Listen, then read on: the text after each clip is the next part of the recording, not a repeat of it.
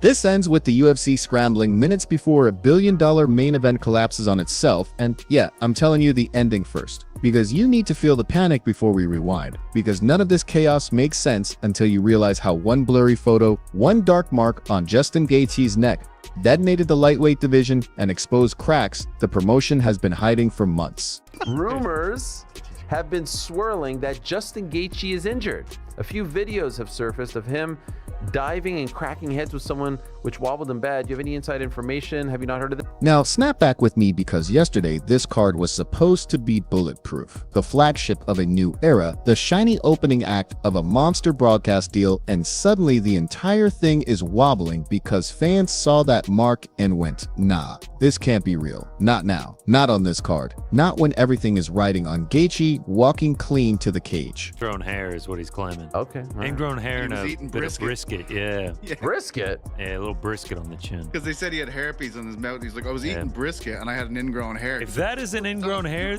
that's the gnarliest ingrown hair I've ever seen.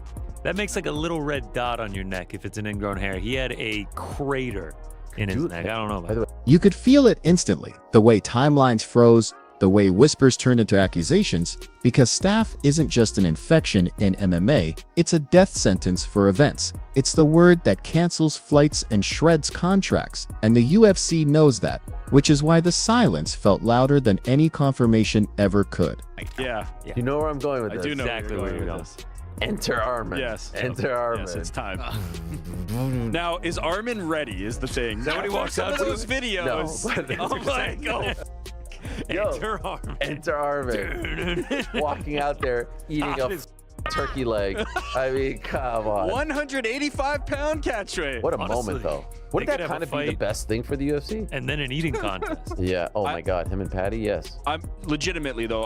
I don't think Arman Tsarukyan could make weight on this short of a time frame. Try him. Then Gaethje speaks, calm voice, casual tone, saying it's just an ingrown hair. Nothing serious, healing up fine, and that should have ended it, right? But it didn't, because when stakes are this high, reassurance sounds like deflection, and people started asking why now, why this photo, who leaked it, and what else aren't they telling us yet?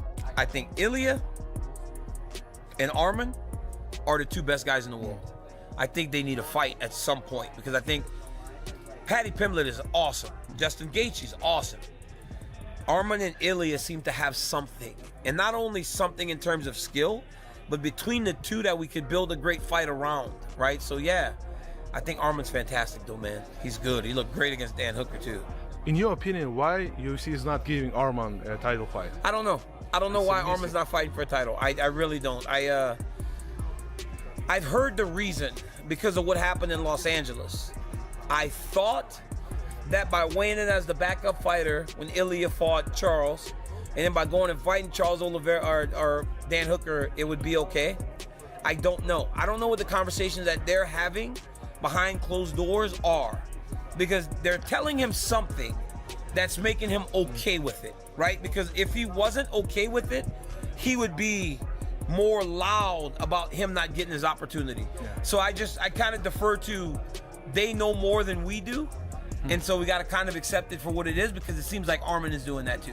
Because, let's be honest, this fight was already sitting on a fault line. And you know it, I know it. Everyone pretending otherwise is lying to themselves, because the interim title itself feels unstable, like a placeholder built on marketing math instead of competitive truth. And that tension was just waiting for a spark. The agreement by all, we're good. I believe that. Some people say, then Chael, why isn't he fighting for the belt? Well, I'll tell you why. He got put in what was known as a #1 contenders match in November. But that was supposed to draw into Ilya, who then says he's not going to be present, and they decide they're going to contest the title in January. So that would be a turnaround for Tsarukyan from November to January. And it's just very quick. I think that Tsarukyan's next fight is going to be for the title. That may end up being interim. That may, right? I mean, it's one of these. It's one of these things. It's one of these things that's got some moving parts. We don't all know yet what an interim belt is. We don't know. We largely agree as a community that at a minimum, an interim belt makes you the #1 contender for the undisputed belt. But when we saw that Aspinall had to wait as the interim champion, we found out that that wasn't completely right. So, but hear me out, because we would think that Paddy Gaethje, if Ilya returns, we then got to go do that match. That could delay the championship opportunity of Tsarukyan, but that's not because of a penance. You see the difference? Like we would have to do that. That wouldn't be a penance to Arman.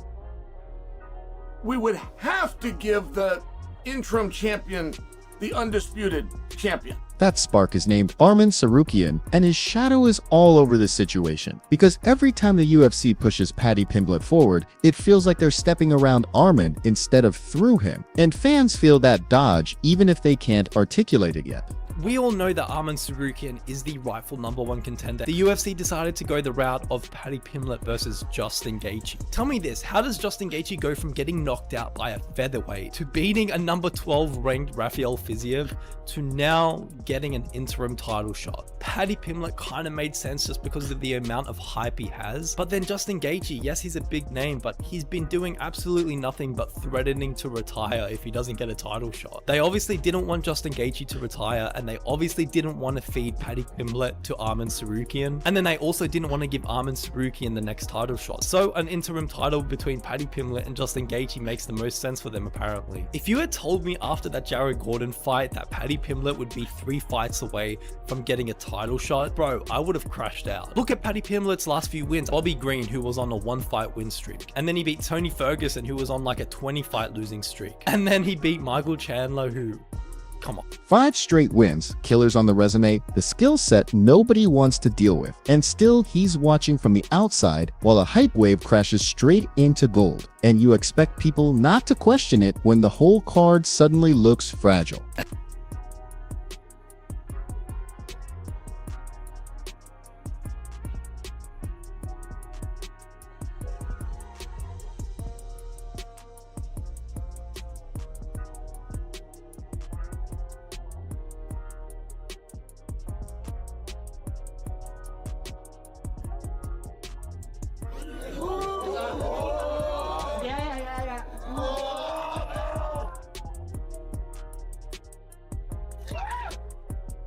And don't tell me this is just business without consequences, because this is how resentment grows, quietly, backstage, when fighters realize wins aren't the currency anymore, attention is, and that's when divisions stop being ladders and start being lotteries. That night 8 years ago, what's like the first thing that comes to mind when you think of that fight with Justin? That I'm glad it's over and I never want to do it again.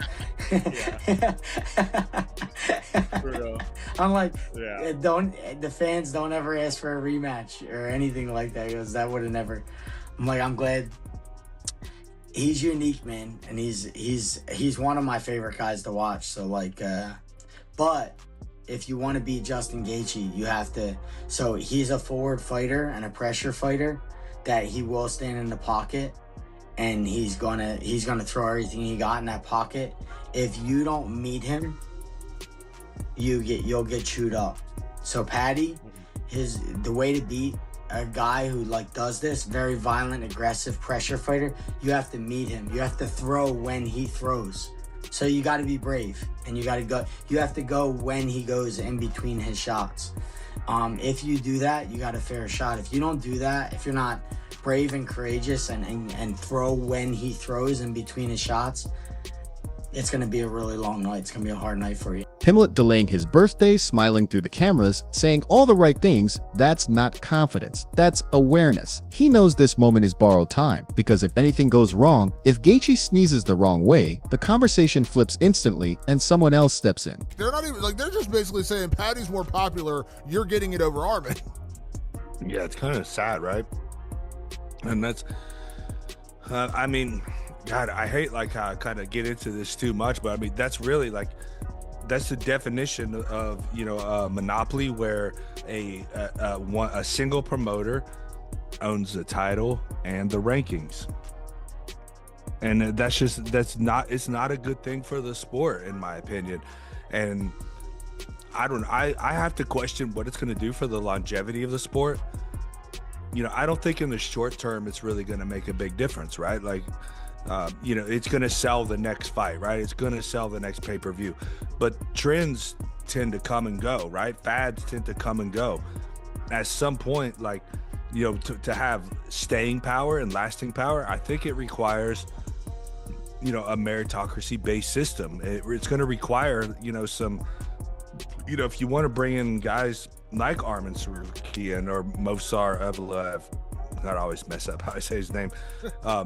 You know, you want to bring in these Olympic wrestling level guys. I mean, they don't want to have to go out there and put on some ridiculous show to become a champion. They don't want to have to go on Instagram and start a podcast and make you know, whatever kind of skits on social media and this silly kind of stuff. Like, they just want to be a world champion because they want to be the best athlete. And that's what makes me wonder how the staying power is going to be, right? When you're dealing with guys that are, you know, legitimate athletes that want to be legitimate athletes, and they're getting passed up by guys that are entertainers. Here's where it gets uncomfortable, because if Gaethje actually can't go, the UFC has a nightmare choice to make: double down on the narrative they sold or quietly correct it. And the most obvious correction is the guy they already told to wait his turn. Imagine that irony for a second, the entire promotional machine bending back on itself because a medical scare forces merit back into the picture. And tell me that doesn't feel like the kind of twist this sport loves to spring when nobody's ready.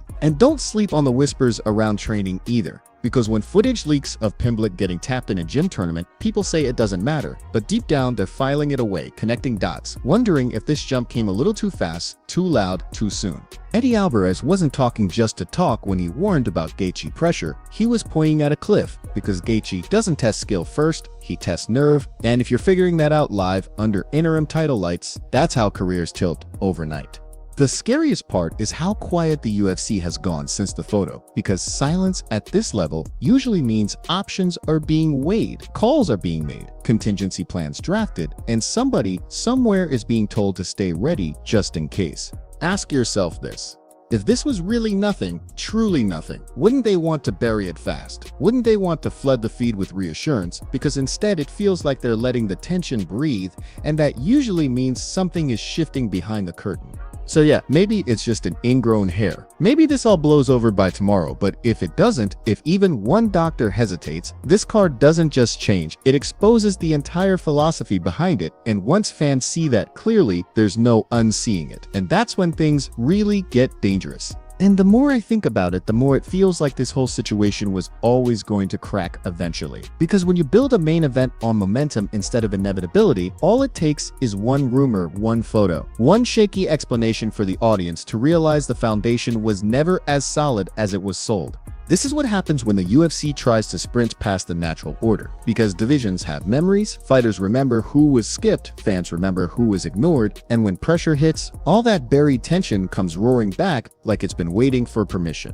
I keep circling back to Arman Tsarukyan because his name keeps popping up without anyone saying it out loud, like an unspoken contingency plan, and that silence around him feels intentional, almost strategic, like they're hoping he stays quiet just a little bit longer. But here's the thing: silence only works until chaos needs a solution. And when that moment comes, the UFC doesn't get to pretend rankings don't matter, because suddenly they'll matter a lot. And that pivot will tell us everything about how real this system actually is. People keep acting like this is just another fight card, but it's not. This is the first impression of a new broadcast era, the show that's supposed to scream stability and dominance, and instead it's whispering uncertainty before the poster even cools.